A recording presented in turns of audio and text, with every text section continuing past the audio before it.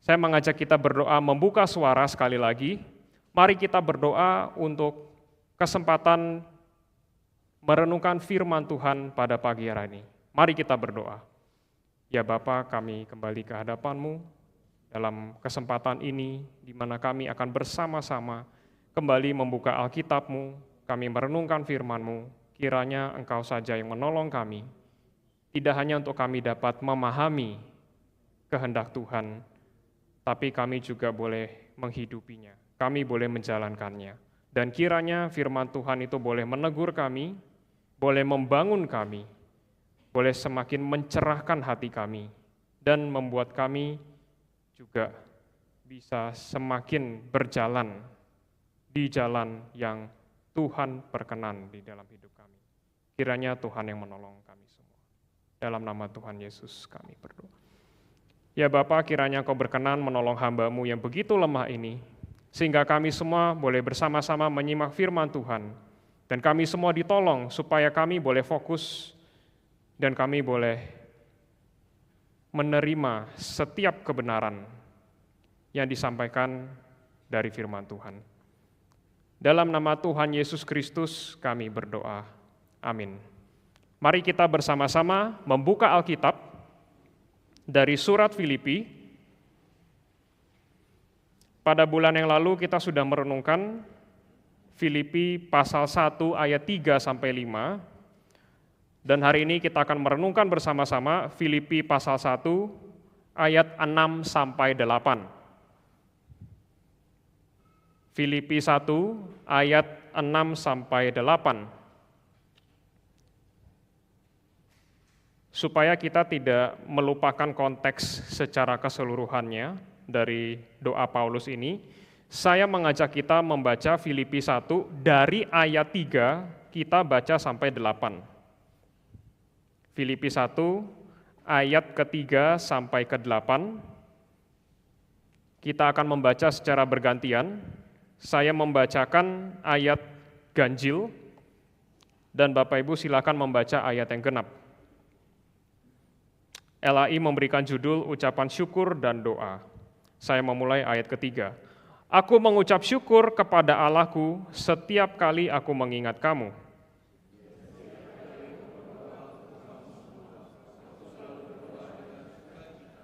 Aku mengucap syukur kepada Allahku karena persekutuanmu dalam berita Injil mulai dari hari pertama sampai sekarang ini.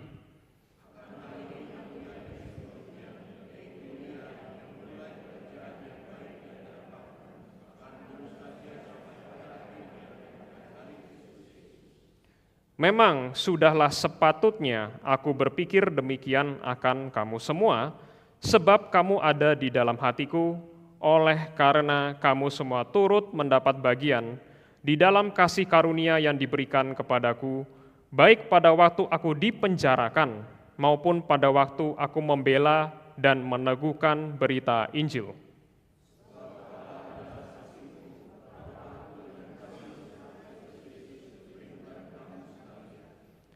Bapak Ibu semua, kita sudah merenungkan ayat ketiga sampai kelima. Dan ucapan syukur Paulus ini memang bisa dibagi menjadi dua bagian. Bagian pertama yaitu ayat 3 sampai ke 5, di mana Paulus itu menjelaskan bagaimana dia selalu bersyukur ketika dia mengingat jemaat di Filipi. Dan dikatakan secara khusus di ayat ke-5, Paulus mengucap syukur karena jemaat Filipi itu bersekutu dalam berita Injil. Atau dalam bahasa lainnya, berpartisipasi dalam Injil.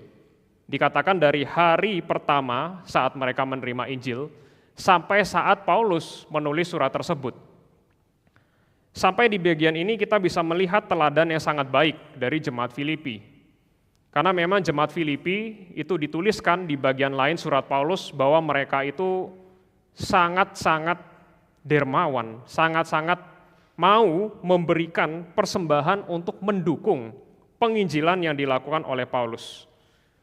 Di dalam surat 2 Korintus, Paulus menyatakan bagaimana jemaat di Makedonia, maksudnya Filipi, itu bahkan memberikan itu sangat banyak, bahkan mereka waktu nggak diminta pun, mereka tahu ini mendukung Injil, mereka malah seperti mau paksa Paulus tolong terima persembahan kami ini untuk mendukung Injil. Dan Paulus mengucap syukur akan hal itu.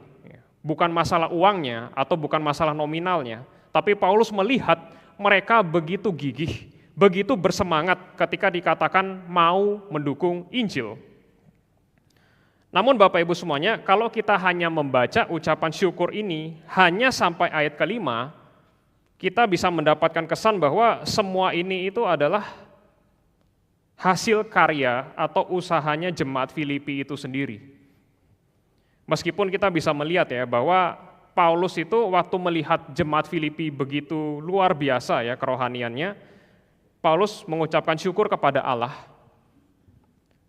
Tapi kemudian kita bisa mendapatkan kesan seolah jemaat Filipi inilah yang punya jasa atau punya satu kehebatan begitu ya. Dan memang Bapak Ibu semuanya kita harus berhati-hati juga ya dalam hal ini.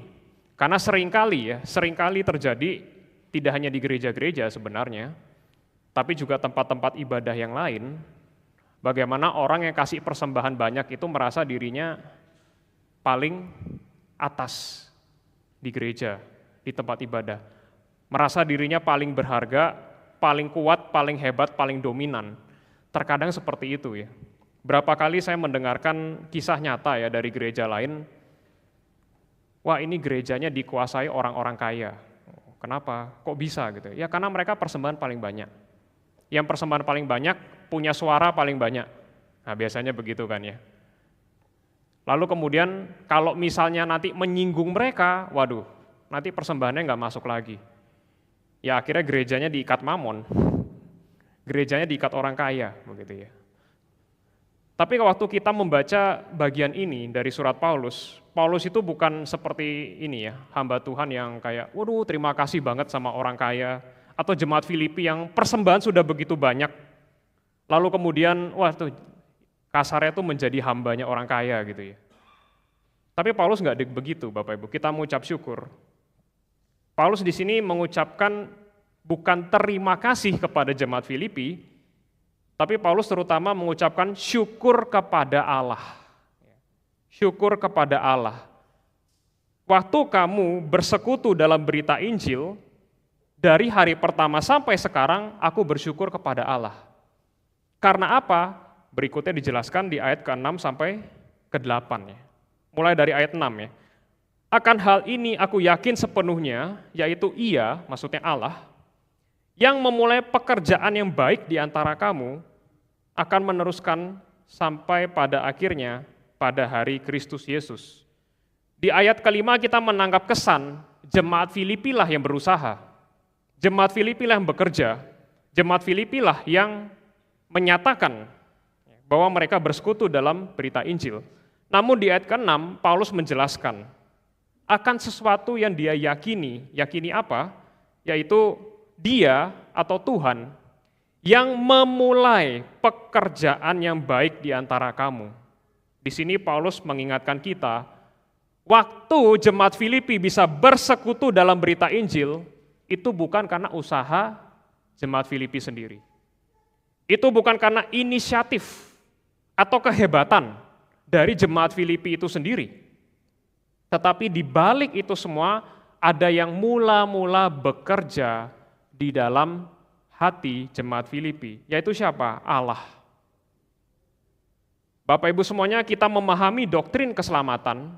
Keselamatan itu bukan hasil karya manusia, tapi semata-mata anugerah Allah. Ketika Allah bekerja di dalam keselamatan tersebut, Allah lah yang membangkitkan hati manusia yang sudah mati, yang sudah membatu, untuk boleh hidup secara rohani dan boleh kembali berelasi dengan Allah. Allah memberikan Roh Kudus untuk memimpin kita yang percaya, supaya hidup kita senantiasa berjalan di jalan Injil. Dan di sini juga kita bisa melihat bahwa sebenar-benarnya pekerjaan Injil tersebut sudah dimulai oleh Allah terlebih dahulu dan kemudian dinyatakan atau diekspresikan di dalam apa yang jemaat Filipi itu lakukan. Mungkin Bapak Ibu semua pernah membaca satu ayat dari surat Filipi yang seringkali jadi pertanyaan. Ayat itu berbunyi begini, Mungkin Bapak Ibu pernah mendengar. Paulus berpesan, tetaplah kerjakan keselamatanmu. Ayat itu bisa bikin bergumul kan ya. Untuk orang yang sudah belajar doktrin keselamatan itu dari Allah. Tetaplah kerjakan keselamatanmu. Kita jadi bertanya, loh, jadi yang mengerjakan keselamatan itu siapa ya? Katanya Tuhan. Ya. Saya diajarinnya Tuhan yang mengerjakan keselamatan itu, bukan hasil karya saya, bukan usaha saya. Kok di sini dikatakan kepada jemaat, diberikan perintah, tetaplah kerjakan keselamatanmu. Kalau kita melanjutkan pembacaan ayatnya, kita akan menemukan Paulus menulis, setelah tetaplah kerjakan keselamatanmu, karena Allah lah yang mengerjakan di dalam dirimu. Frasa yang itu nggak boleh lewat Bapak Ibu semua. Demikian pula waktu kita baca ayat 3 sampai ke 8 yang tadi. Ayat kelima memberikan kesan bahwa jemaat Filipi lah yang punya jasa, yang punya usaha untuk bersekutu dalam berita Injil, untuk setia sampai hari ini. Tapi Paulus melanjutkan segera di ayat ke-6 bahwa yang memulai pekerjaan itu sebenarnya adalah Allah. Jadi jemaat Filipi tidak boleh berbangga diri. Kami hebat loh, coba dibanding gereja-gereja lain. Bukankah kami persembahan paling besar? Bukankah kami yang paling dermawan? Bukankah kami yang paling mendukung Paulus dibanding gereja-gereja lain? Jemaat Galatia, aduh, sudah menyimpang ke Injil yang lain. Jemaat Korintus, aduh, kacau balau, gitu ya. Ada sekte-sekte, aku golongan Paulus, aku golongan Petrus, dan macam-macam dosa lainnya. Kami loh, jemaat yang top, jemaat teladan, gitu ya. Tapi Bapak Ibu semua, jemaat Filipi tidak bisa mengatakan hal itu. Kenapa? Karena cara pikir yang benar adalah waktu kamu boleh berbagian, kamu boleh persembahan, kamu boleh bersekutu dalam berita Injil, setia sampai kepada hari ini, di belakang itu semua ada Allah yang sudah memulai pekerjaan yang baik itu, maksudnya keselamatan itu di dalam dirimu. Dan tidak hanya Allah memulai, dikatakan Allah juga meneruskannya. Sampai kapan? Sampai hari Kristus Yesus. Ini bicara tentang parousia atau kedatangan Yesus yang kedua kali. Allah tidak hanya memulai keselamatan, Dia meneruskannya dan Dia yang mengakhirinya. Tidak ada satupun kebanggaan dari diri kita, Bapak Ibu semuanya, waktu kita bisa menjadi orang percaya. Terlebih lagi waktu kita boleh melayani, bahkan mungkin waktu pelayanan kita itu kalau dibandingkan dengan yang lain, pelayanan saya lebih banyak loh. Persembahan saya lebih banyak loh dibanding yang lain. Penginjilan saya lebih banyak loh. Kamu berapa? 100. Oh, saya sudah 500. Kita nggak bisa berbangga. Kenapa? Karena di balik itu semua ada Allah yang mengerjakan Injil di dalam hati kita dan meneruskannya sampai nanti Kristus datang kembali. Dan kita mengucap syukur Bapak Ibu semua karena Allah yang mengerjakan. Kita semua mungkin pernah merenungkan dan mempelajari. Kalau keselamatan itu bergantung pada kita, aduh celaka Bapak Ibu. Kita semua sadar lah ya betapa kita itu bisa mood swing. Hari ini bisa iya, besok bisa enggak. Dan kita semua saya rasa kalau benar-benar merenungkan, kita akan sadar ya. Mungkin ada saat-saatnya pergumulan atau kesulitan tertentu, kita nggak mau ke gereja. Jujur saja dalam hati kita, jujur saja di hadapan Tuhan. Ada waktu-waktu di mana, aduh kok males ya ke gereja ya? Kok males ya pelayanannya? Rasanya, aduh ngapain sih saya kasih persembahan lagi? Ada rasa-rasanya, aduh ngapain sih saya penginjilan lagi? Ngapain saya pelayanan lagi? Kalau keselamatan bergantung pada kita, sudah nggak ada harapan Bapak Ibu. Kita semua masing-masing, nggak usah tunjuk orang lah ya, tunjuk diri sendiri aja. Kita semua tahu lah ya diri kita masing-masing, seberapa cacatnya diri kita. Seberapa berdosanya, seberapa gagalnya diri kita. Tapi kenapa Paulus yakin ya, akan hal ini aku yakin sepenuhnya. Dan kata yakin di sini seperti kata yakin yang dipakai oleh pemazmur di dalam kitab Mazmur. Ketika pemazmur itu di dalam kesulitan besar, lalu dia mengatakan, tapi aku mempercayakan hidupku di tangan Allah.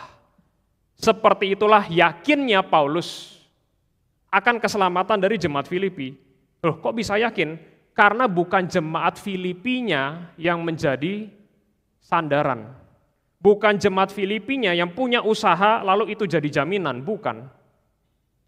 Karena waktu nanti kita melanjutkan pembahasan surat ini, kita akan menemukan ternyata jemaat Filipi meskipun dipuji Paulus, ada juga kok cacat-cacatnya. Dan saya rasa semua gereja juga sama. Ada hal-hal yang bisa dipuji, tapi ya ngomong apa adanya, ada juga hal-hal cacat-cacatnya yang perlu ditegur, yang perlu dikoreksi. Jemaat Filipi juga demikian. Paulus punya keyakinan penuh karena yang mengerjakan itu Allah. Dan sekali Allah memulai, Allah nggak pelin-pelan. Kita mengucap syukur loh, kita punya Allah yang setia Bapak Ibu. Kalau Allah itu kayak kita gitu ya, hari ini bisa iya, besok bisa enggak. Ya sudah Bapak Ibu, ngapain baca Alkitab?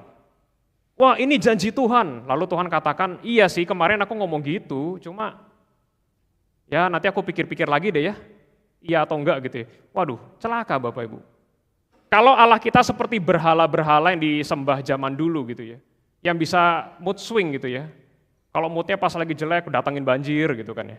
Kepercayaan mereka begitu kan. Lagi mood swing, oh gunungnya meletus gitu ya, waduh susah ya, susah. Nggak bisa dipegang Allah yang seperti itu ya, yang seperti berhala itu. Tapi kita mengucap syukur kita punya Allah yang setia, dan Ia setia mengerjakan keselamatan kita. Sampai kapan? Sampai Kristus datang kembali. Kalau keselamatan itu bergantung kepada kita, kita hanya bisa mengerjakan keselamatan sampai kita mati. Atau mungkin sampai kita, ya sudah sampai satu titik di mana kita mungkin sudah di ranjang rumah sakit, gak bisa apa-apa, ya sudah, keselamatan itu saya hanya bisa kerjakan sampai sana. Atau nanti sampai kita pikun. Sampai kita makin tua, jadi lansia, lalu ternyata mulai pikun, bahkan anak sendiri pun lupa namanya begitu ya. Gimana mau ingat nama Yesus? Nggak tahu gitu ya. Ya syukur-syukur kalau ingat. Kalau keselamatan bergantung kepada kita, maka kita hanya bisa mengerjakan keselamatan hanya sampai waktu tertentu saja. Sangat terbatas, sangat terbatas. Tapi karena Allah yang mengerjakan, Allah bisa bekerja melampaui hari kematian kita Bapak Ibu. Kalau kita bertanya ya, bagaimana dengan nasib orang-orang Kristen yang sudah di dalam kuburan sekarang? Atau abunya sudah ditebar ke sungai, ke laut. Nasibnya bagaimana? Kan mereka sudah tidak bisa lagi mengerjakan keselamatan mereka. Kita punya kepastian, kita punya keteguhan. Kenapa? Karena Allah lah yang masih mengerjakan. Bahkan di dalam kematian mereka, Bapak Ibu. Bukankah orang yang disalib di sebelah Yesus itu, yang di saat itu baru mengakui Yesus itu Raja, saat itu dia sudah nggak bisa apa-apa. Yesus berkata kepada dia, hari ini juga engkau bersamaku di dalam Firdaus. Itu janji Tuhan Bapak Ibu. Allah lah yang mengerjakan dari mulanya sampai kepada akhirnya, sampai Kristus datang kembali. Di ayat ke-7, memang sudahlah sepatutnya aku berpikir demikian akan kamu semuanya. Sebab kamu ada di dalam hatiku, oleh karena kamu semua turut mendapat bagian dalam kasih karunia yang diberikan kepadaku. Baik pada waktu aku dipenjarakan, maupun pada waktu aku membela dan meneguhkan berita Injil. Bapak Ibu semua, Paulus juga melihat bagaimana jemaat Filipi itu punya persekutuan yang begitu erat dengan Paulus. Rasa-rasanya tidak ada jemaat lain yang Paulus itu katakan, kamu ada di dalam hatiku loh. Ini jarang lah. Ini kalimat Paulus yang jarang Bapak Ibu. Kamu ada di dalam hatiku. Sebegitu eratnya relasi Paulus dengan jemaat Filipi. Segitu besar cintanya dia kepada jemaat. Dan di sini kita melihat ya, kita bisa mempelajari Bapak Ibu semua bahwa Paulus itu bukan rasul yang rasionalis dingin gitu ya, cold rationalist. Maksudnya adalah, oh yang penting otak. Paulus orang pinter, dari golongan Farisi, di bawah Gamaliel. Lalu kemudian bisa berapologetika berjam-jam pagi sampai sore dengan orang Yahudi. Wah, ini orang sangat amat pinter. Bahkan ketika dia pernah diadili, sampai ada orang yang mengatakan, Paulus, kamu tuh terlalu banyak pengetahuan ya, kamu tuh sampai sinting kali ya, sampai gila kamu. Sampai ada orang yang berkata begitu ya, pengetahuan kamu terlalu banyak Paulus. Kamu nih orang gila jangan ya, saking banyaknya belajar sampai jadi gila gitu ya. Ya tapi tentu saja itu satu statement yang tidak demikian ya, bukan benar ya. Paulus tidak gila, dia waras kok ya. Malah dia mungkin orang yang paling waras di antara semua orang yang waktu itu mengadili dia gitu ya. Karena dia percaya kepada Kristus. Tapi kita melihat sisi lain yang di dalam diri Paulus juga Bapak Ibu. Paulus bukan hanya orang yang pinter, tapi dia orang yang benar-benar hatinya itu sungguh-sungguh untuk jemaat Tuhan. Kalau kita dengar kata reform kan pasti seringkali kaitannya pinter gitu ya. Pendalaman Alkitab, banyak pengetahuannya, mengerti istilah-istilah keren di dalam sejarah kekristenan, gitu, di dalam ilmu teologi. Bahkan jemaatnya pun bisa ada yang lebih pintar dibanding rata-rata pendeta lain yang ada di gereja lain begitu ya. Itu kan yang seringkali menjadi, ya kalau mau dibilang hal yang dipuji lah ya. Hal positifnya waktu dengar kata reform. Tapi seringkali kan kritikannya adalah, yaitu kurang panas gitu ya. Gak cuma kurang panas, dingin gitu kan ya. Dingin. Tapi waktu kita baca pesan Paulus di sini Bapak Ibu ya, hangat banget loh, sangat hangat. Kamu itu ada di dalam hatiku loh. Kamu di dalam hatiku. Ini mesra banget loh Bapak Ibu, sangat mesra loh. Segitu eratnya persekutuan orang kudus. Dan harusnya begitu kan ya. Waktu di dalam pengakuan iman rasuli itu kita baca poin, aku percaya akan juga persekutuan orang kudus. Harusnya kita juga merenungkan ya, persekutuannya seperti apa ya? Oh karena saya reformnya sama dengan kamu, maka kita bisa bersekutu gitu ya. Karena ilmunya saya sama dengan kamu, meskipun mungkin bisa beda cara pelayanan atau hatinya gimana ya, kurang pas, sering konflik, ya tapi nggak apa-apa lah sama-sama reform gitu ya. Oh itu persekutuan orang kudus gitu ya. Ya kita sangat amat terbatas gitu ya kalau begitu ya. Cuma melihat persekutuan itu dalam hal, oh ya sama-sama doktrin. Saya tidak mengatakan doktrin itu tidak penting, bukan itu poinnya Bapak Ibu ya. Tapi kita harus melihat dengan lebih holistik. Jangan sampai kita salah membaca Paulus. Paulus bukan hanya orang yang cuma pinter Bapak Ibu. Dia orang yang benar-benar punya hati untuk pelayanan, hati untuk jemaat. Saya kemarin sempat menyampaikan ya di pemuda ya, di pemuda atau di pengurus pemuda, saya katakan, waktu kita melayani itu apa yang kita pikirkan ya? Hati kita seperti apa? Banyak orang melayani itu ujung-ujungnya yang penting teknis pelayanannya bagus. Tapi kemudian nggak ada hati. Itu bisa terjadi Bapak Ibu. Karena sudah pengalaman pelayanan, wah apalagi sudah bertahun-tahun pegang bidang yang sama, wah sudah sambil tutup mata udah tahu lah ngaturnya bagaimana begitu. Baru bangun tidur pun ditanya, dia bisa langsung jelasin SOP-nya dari 1 sampai 10 gitu ya, lengkap. Tapi yang saya mau tanyakan adalah, apakah waktu kita melayani, yang kita pikirkan itu melampaui teknis? Yaitu apa? Saya ini sedang melayani Tuhan, dan saya sedang melayani sebagai satu bentuk saya mengasihi sesama saya, terutama orang-orang di gereja. Kan pelayanan itu satu bentuk ekspresi kasih Bapak Ibu. Pelayanan itu bukan ajang saya show, saya bisa, apalagi mau aktualisasi diri begitu ya. Ini saya udah tua tapi saya masih bisa melayani ya, nggak seperti anak-anak muda yang males itu gitu ya. Atau saya lebih rajin daripada yang lainnya, bukan itu poinnya. Waktu kita melayani itu adalah satu bentuk kita menyatakan kasih kita kepada sesama. Kenapa saya melayani? Misalnya, kenapa saya melayani sebagai pianis misalnya seperti itu? Saya nggak bisa piano sih ya Bapak Ibu ya. Contohnya saja, supaya jemaat itu bisa terbantu waktu menyanyikan pujian. Supaya jemaat bisa fokus, bisa sepenuh hati menyanyikan pujian kepada Tuhan. Jadi pianis tersebut memikirkan oh ini ya, saya mikir, bukan untuk saya show, ini skill saya gitu ya, bisa naik turun kayak gimana gitu lah ya nadanya ya. Tapi untuk supaya jemaat yang mendengar ini bisa terbantu untuk bisa memuji Tuhan dengan lebih baik. Yang dipikirkan bukan hanya skill saya saja, yang dipikirkan adalah jemaat, seluruh jemaat bisa beribadah. Waktu penyambut tamu melayani, apa yang harus dipikirkan? Senyum saya harus, ya itu penting juga sih ya, senyumnya harus pas gitu ya. Jabat tangannya jangan terlalu keras, jangan terlalu lembek ya, misalnya seperti itulah ya, teknis-teknisnya begitu. Tapi kalau bicara hatinya harusnya seperti apa?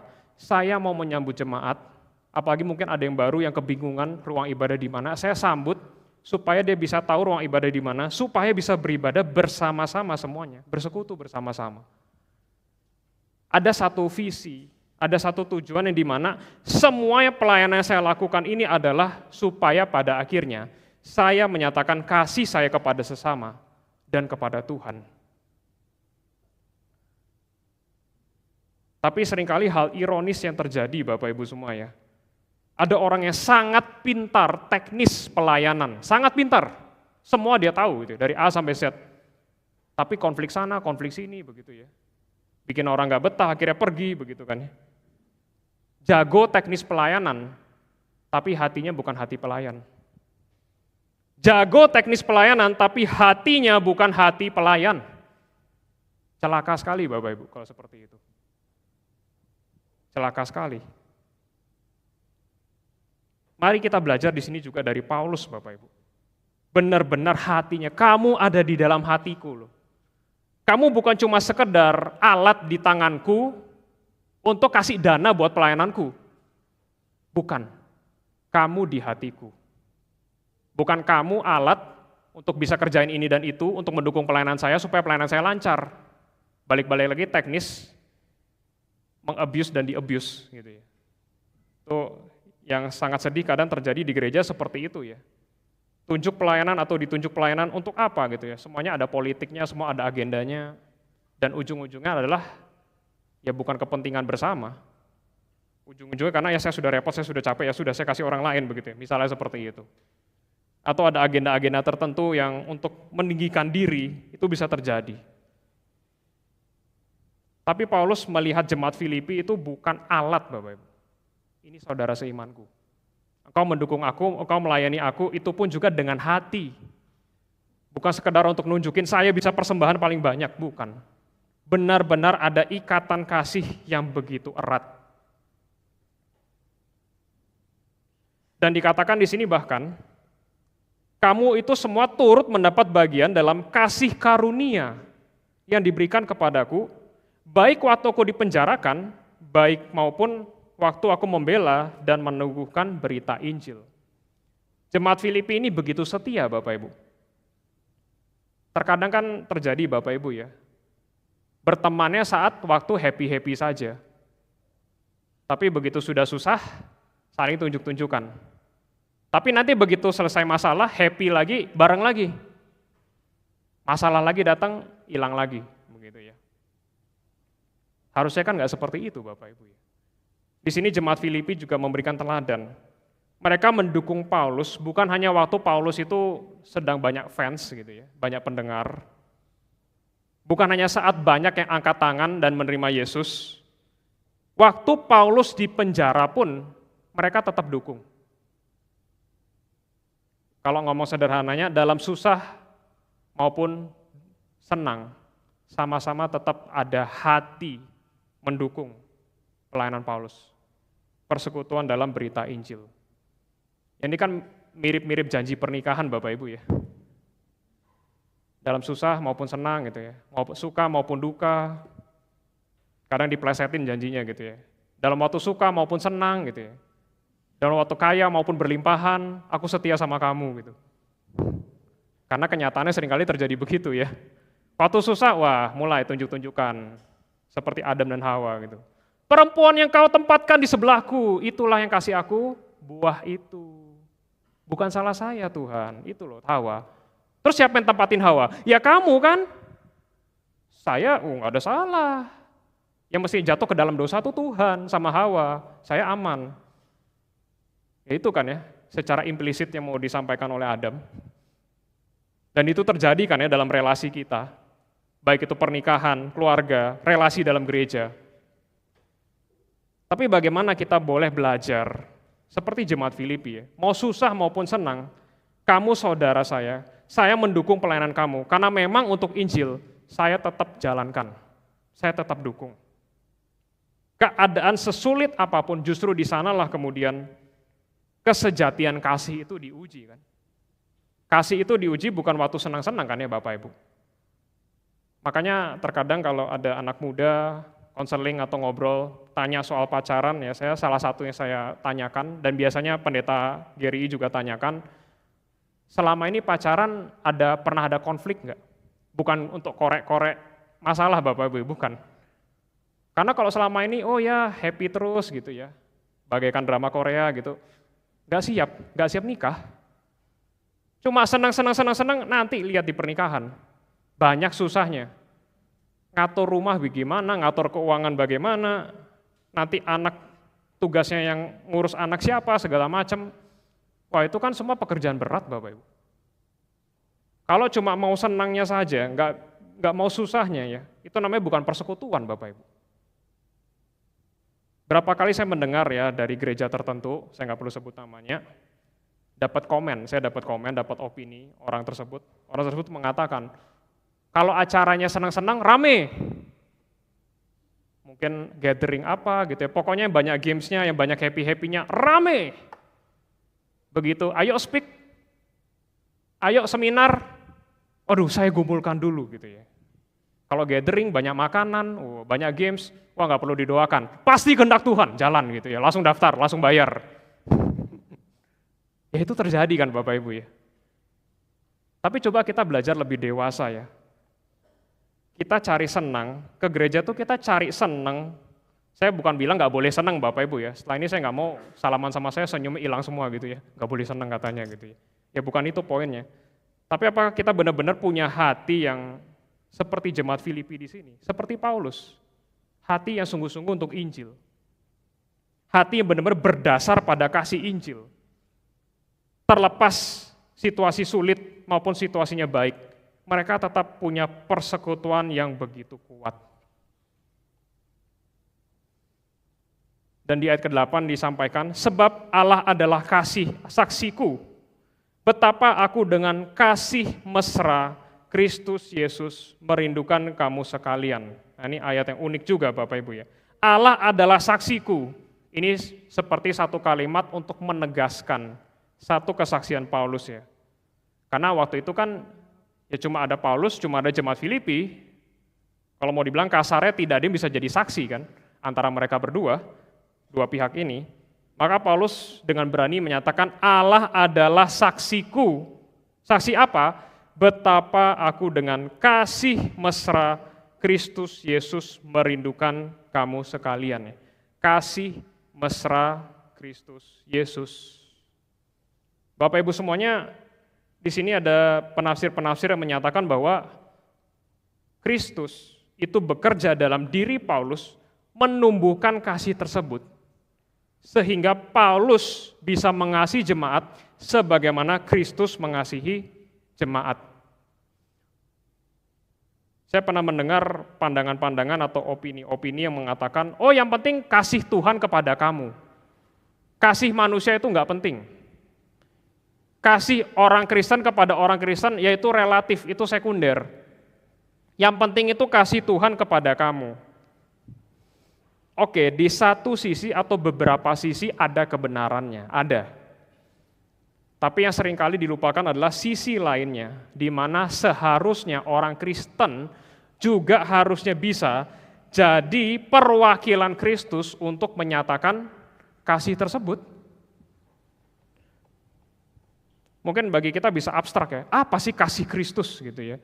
Bentuknya kayak apa gitu ya, kalau kita mau mikir abstraknya gitu, ini apa ya, kita mau konkretkan begitu.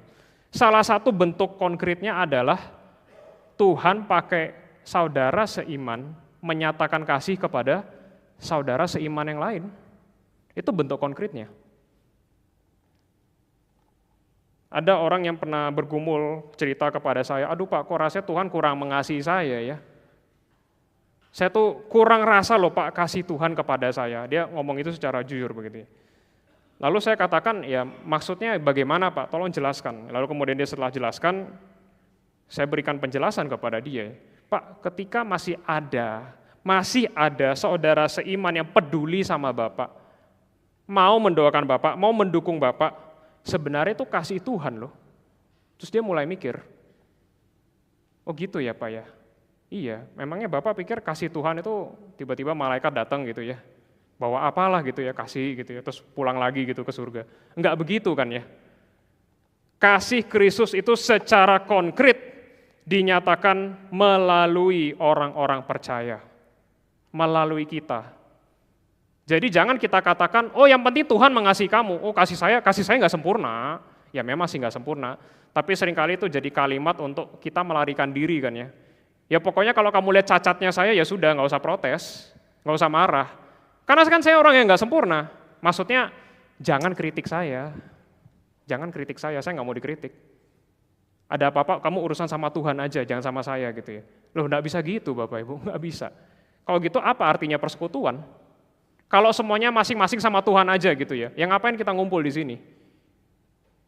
Mending khotbah ini direkam, saya kirim ke masing-masing WA Bapak Ibu gitu ya, silakan nonton sendiri di rumah, kan begitu ya. Kenapa harus kumpul di sini begitu ya? Mau itu orang sebelah Bapak Ibu suka nggak suka, atau kenal atau baru kenal, ya kita berkumpul, kita bersekutu. Di sini kita harus juga belajar dari Paulus, Bapak Ibu.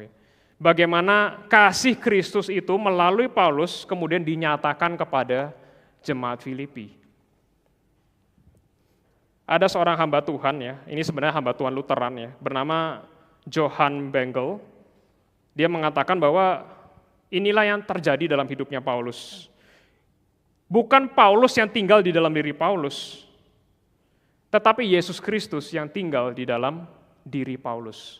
Maka perasaan Paulus pun itu sejalan dengan perasaan Yesus Kristus.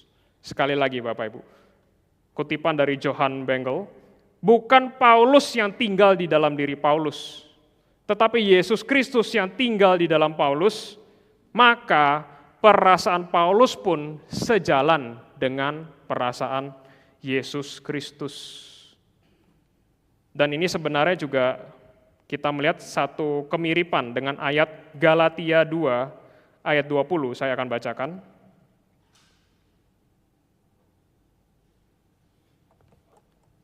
Galatia 2 ayat 20.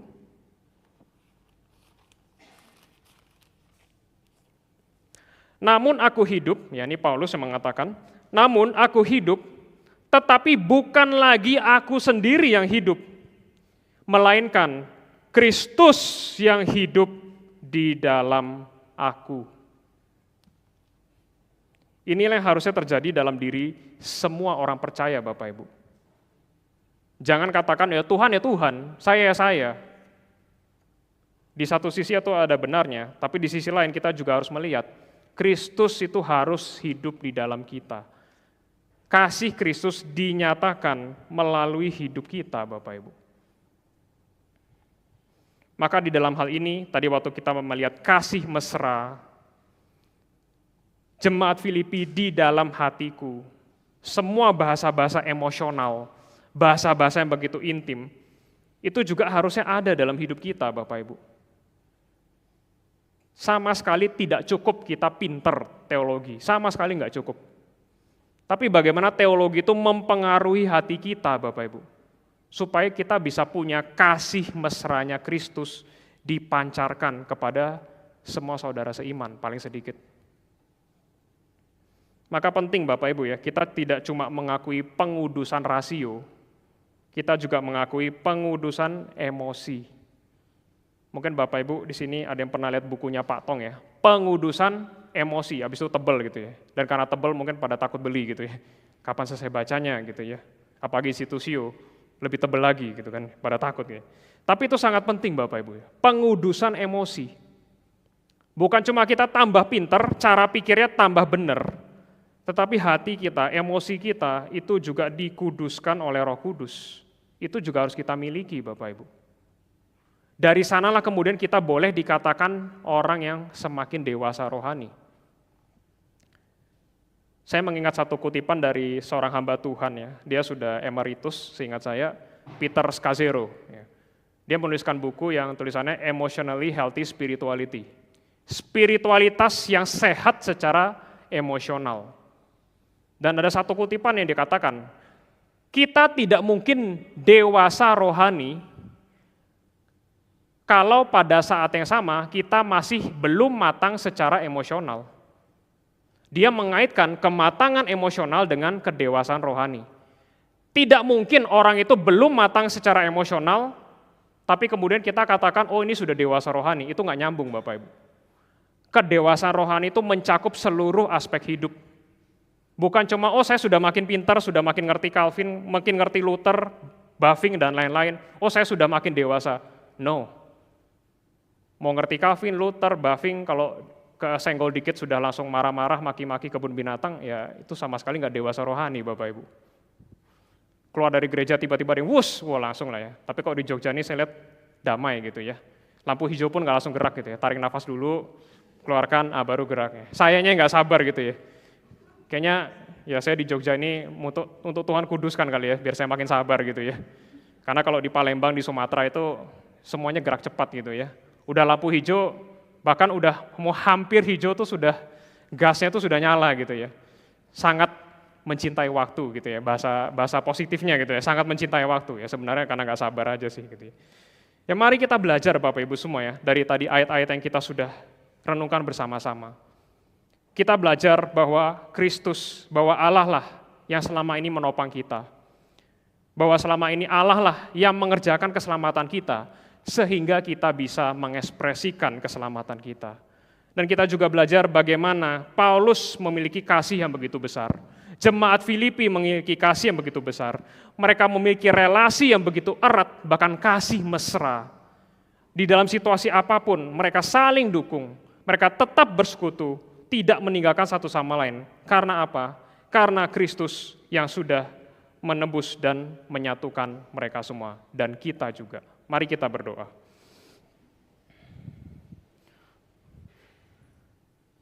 Bapa yang di surga, kami bersyukur karena kami boleh belajar tentang kasih-Mu ya Tuhan melalui surat Filipi ini.